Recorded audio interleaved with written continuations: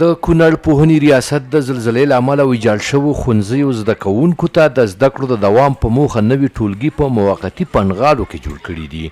د نورګل ولسوالۍ مزار درې شوماش د کلي د ښوونځیو زده کوونکي چې اوس د کیمپ په یو ښوونځي کې بیا ځلې خپل زده کړو ته دوام ورکوي ډیر خوښ دي.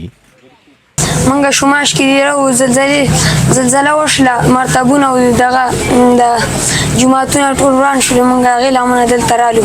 اوس دې مرتبونو من دومره خوشحاله یم. منګه استادان نه ډېر خوشحاله یې. اوس راته ښایسته درس دلته راکوي. اول هم فکر کې زلزلې وې، اوس زلزلې هم د فکر نه وتلي دي. مثال د زلزله راغله، د زلزلې د له امله موږ دلته راووختلو. بس د کوټې ټول مکتب مدرسه ټوله ورانه شوله.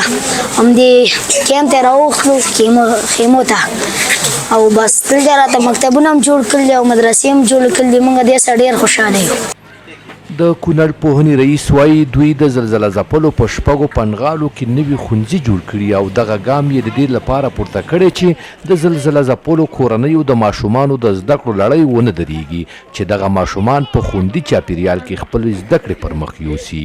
شاګردانو تعداد خو لا تکمیل دا نه دی چې دوام لري. شاګردان اوس را روان دي او نوملیکنه کیږي. داسې دقیق تعداد یې اوسه پورې نه دی ښودلی شوی، تکمیل شوی نه دی.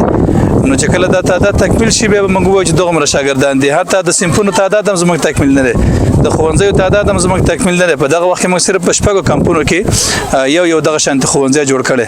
خو دغه ښوونځی مو اراده داسې ده چې د اول صنف نه تر 12 صنف پورې په دې کې ټول شعبات صنفونه فعال وي. ځکه که یو شاګرد په هغه ځای کې په 11 صنف کې و په کار ده، دلته په 11 صنف جوړ شي، دغه کال یې ضایع نه شي. بل لور د جلاله په نوم یوه خیریه بنسټ د پوهنې ریاست سره په همغږۍ د دغو ټولګیو لپاره د درسي توکو او اړینو موادو د لګښت مرسته کړې.